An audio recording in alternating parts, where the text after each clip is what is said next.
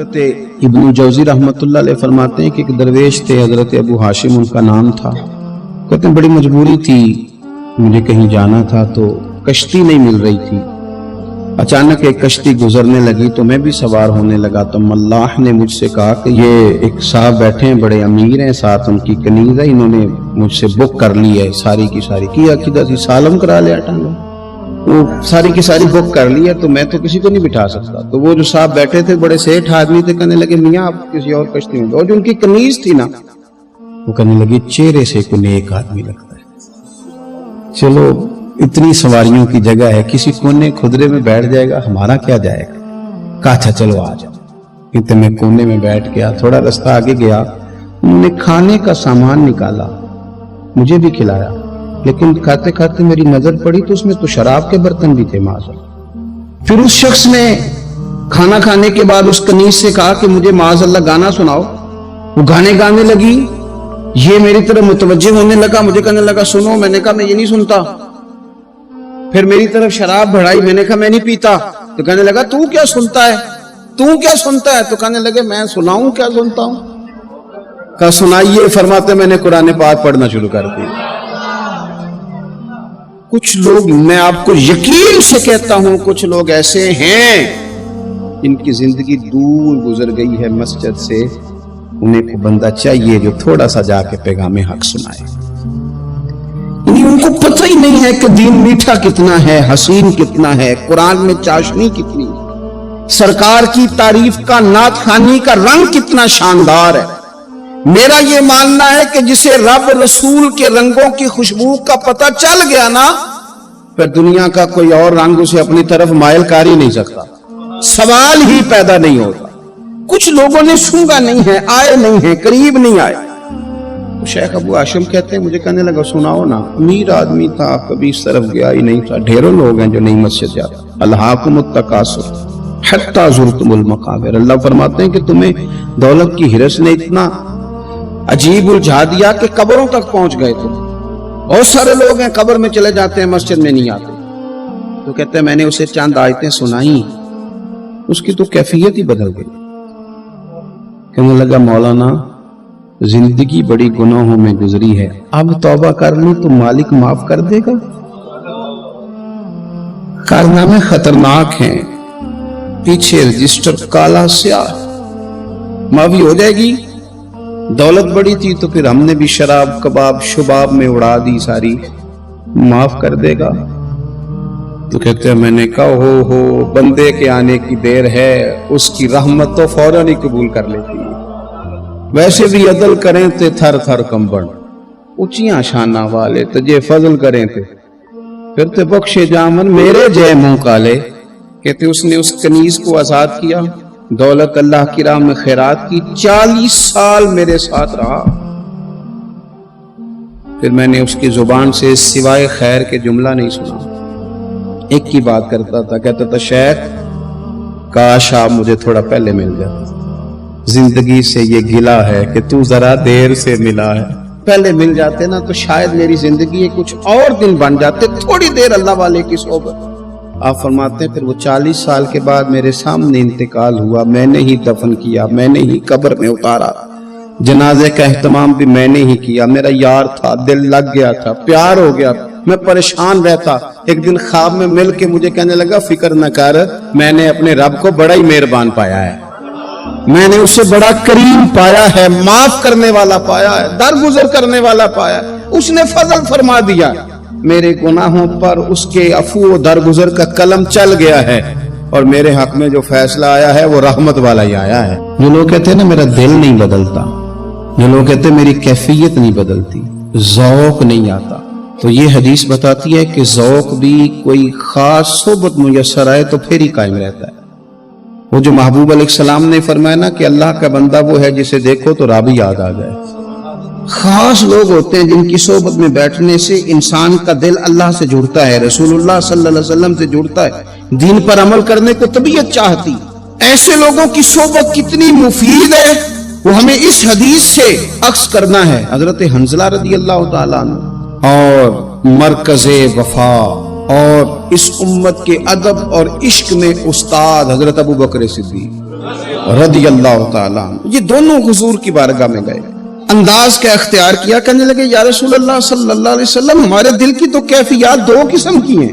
हुजूर, जब हम आपके पास होते हैं ना, जन्नत और दोज़ख का जिक्र सुनते हैं, हमें यूं लगता है जन्नत और दोज़ख हमारी आंखों के सामने।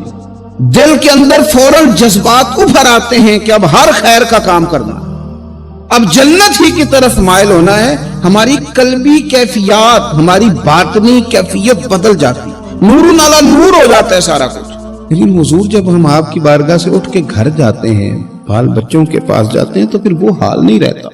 या रसूलुल्लाह सल्लल्लाहु अलैहि वसल्लम, ये क्या है? तो महबूब ने क्या फरमाया, आप यकीन करें, जो अहले तरीकत और तसव्वुफ है ना, यहाँ उनकी रूहें मचल जाती हैं। हुजूर फरमाने लगे, हालत एक तरह की नहीं रहती, हाँ अगर तुम्हारी वही हालत रहे जो तुम्हारी मेरे पास होती है, अगर कैफियत बातनियां वही रहे जो मेरी बारगाह में होती है, तो फरमाया तुम बिस्तरों में मौजूद हो और फरिश्ते आके तुमसे सलाम करें। तुम अभी रस्तों में हो और फरिश्ते तुमसे मुलाकात करें, अगर तुम्हारी कैफियत वो बन जाए जो यहां होती है, अगर तुम उसी पर जम जाओ, वही हालत हो जाए, तो फिर तो फरिश्ते गोया आए तुम्हारी ज़ियारत के लिए, तुम्हारी मुलाकात के लिए फरिश्ते आए। अगर कैफियत बदल जाए किसी अल्लाह के बंदे की बारगाह में बैठकर, तो फिर उस कैफियत को बरकरार रखने की कोशिश की जाए। अगरचे हुजूर ने फरमा दिया कि कैफियत एक जैसी नहीं रहती, और चलो मेरे भाई थोड़ी देर के लिए ही सही, जितनी सोबत मुयस्सर आए, शायद इसीलिए इमाम आजम अबू हनीफा रहमतुल्लाह अलैह की उम्र 60 साल से ज्यादा थी। तो किसी ने पूछा, हुजूर कितनी उम्र है? फरमाया उम्र है 3 साल। हजरत, आप तो इल्म, अमल, रूहानियत, मारिफत के शाह सवार हैं, तो सारी दाढ़ी सफेद और आप कह रहे हैं 3 साल। फरमाने लगे, उम्र वही 3 साल है जो इमाम जाफर सादक की खिदमत में गुजर गई। वो कैफियत जो उनकी बारगाह में रहती थी, वो अंदाज जो उनकी बारगाह में रहता था, जो उनके पास होता था, वो फिर कहीं और मुयस्सर हर मुश्किल दी कुंजी यारो हाथ मर्दां दे आई। और मर्द नजर करे जिस वेले, ओए हो, मर्द नजर करे जिस वेले, मर्द नजर करे जिस वेले, फिर मुश्किल रहे ना काई। वो जो कैफियत है ना उस वक्त की, इनको रब का बंदा मिले और इंसान उसकी सोबत में बैठ के अपने रब को याद करे, रसूल करीम की मोहब्बत में मचले, तो फिर वो लम्हे इतने कीमती हैं कि वो जिंदगी संवारने के लिए काफी हो सकते हैं। एक सहाबी थे, नबी पाक सल्लल्लाहु अलैहि वसल्लम एक जिहाद पे गए तो वो सहाबी आए, काला कलोटा रंग, और कुछ बीमार थे तो जिस्म से बदबू भी आती थी। मेरा रूप भी नहीं तो मेरा रंग भी नहीं, मैनू यार मनान दा ढंग भी नहीं। बकरियां चराया करते थे, तो किसी ने कहा कि वो महबूब आए हुए हैं जो ऐलान नबूवत करते हैं। तो कहते मैं अपनी बकरियां लेके उस तरफ आ गया जहां महबूब थे। जब मैं पहुंचा तो अल्लाह के रसूल एक छोटी सी पहाड़ी थी, उस पर बैठे थे। मैं दूर खड़ा हो गया, मैंने कहा आप हैं वो जो कहते हैं मैं अल्लाह का रसूल हूं? तो कहते महबूब ने फरमाया दूर क्यों खड़े हो, नेड़े आओ, मैं बताता हूं मैं ही अल्लाह का रसूल हूं। तो कहते हैं, मैंने कहा नहीं, मेरे जिस्म से बदबू आती है, मुझे तो मेरे अपने पास नहीं बिठाते, पसीना आता है तो बदबू निकलती है, हुजूर मैं नहीं करीब आता। कहते महबूब उठ के खड़े हुए, हुजूर कदम आगे बढ़ाते तो मैं पीछे बढ़ाता, हुजूर आगे मेरी जानिब चलते तो मैं पीछे होता। फरमाते महबूब तेज दौड़े और मेरे करीब आए तो नबी पाक अलैहिस्सलाम ने मुझे बगलगीर कर लिया।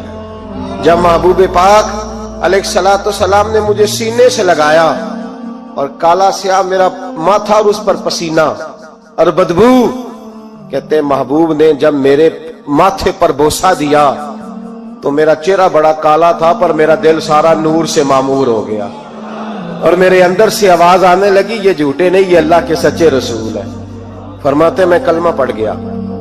महबूब से कहा हुजूर बकरियों का क्या करूं? फरमाया जिसकी है उधर हाँक दे, वो ले जाए। कहते बकरियां चली गई। मैंने कहा मेरे लिए क्या हुक्म है? तो हुजूर ने फरमाया ये तलवार है, वो घोड़ा है, वो मैदान है, जिहाद कर। कोई वुजू नहीं, कोई गुस्ल नहीं, कोई नमाज नहीं, कोई सजदा नहीं, तलवार ली, मैदान में निकले, जिहाद शुरू हुआ। चंद मिनट गुजरे के शहीद हो गए। सहाबा कहते हैं अल्लाह के रसूल उनके सराहने खड़े हुए, हुजूर की आंखों में आंसू। फरमाने लगे ये बंदा देखो, इसने अमल थोड़ा किया है पर अजर ज्यादा ले गया है, अमल थोड़ा किया पर अजर। پر میں ابھی کلمہ پڑھا، ابھی شہید ہوا ہے، اور حوریں ساری جنت کے دروازے کھول کے کھڑی ہیں، جیسے روح جائے گی اللہ فوراً ہی جنت عطا فرما دے گا، اس کی قبر بقائے نور بن جائے گی۔ ایک شاعر تھا تو وہ کہتا میرے گاؤں میں میلہ لگا ہوا تھا، کہتے میلہ لگا ہوا تھا تو ہر چیز بک رہی تھی، میرا بھی کچھ خریدنے کو دل چاہا تو میں ڈھونڈنے لگا، میں گلی گلی آواز، میلے میں آواز دینے لگا، میں نے کہا لوگوں مجھے کھلونے نہیں چاہیے، مجھے کوئی ایک مخلص بندہ چاہیے، میں غریب ماں کا بیٹا ہوں، بکارن کا بیٹا ہوں، تو مجھے نہ بس کوئی ایک بندہ مخلص مل جائے، ایک مخلص مل جائے۔ تو وہ شاعر کہتے ہیں اس سال میرے گاؤں کے میلے کی بھیڑ میں، اس سال میرے گاؤں کے میلے کی بھیڑ میں جو گم ہوا وہ ایک بھکارن کا لال تھا، اس فقیر کو تلاش تھی متاع خلوص کی، اور مخلوق چپ رہی کہ یہ مشکل سوال تھا، مخلوق چپ رہی کہ یہ، اور بھکارن کا لال کہتا تھا ایک مل جائے مخلص۔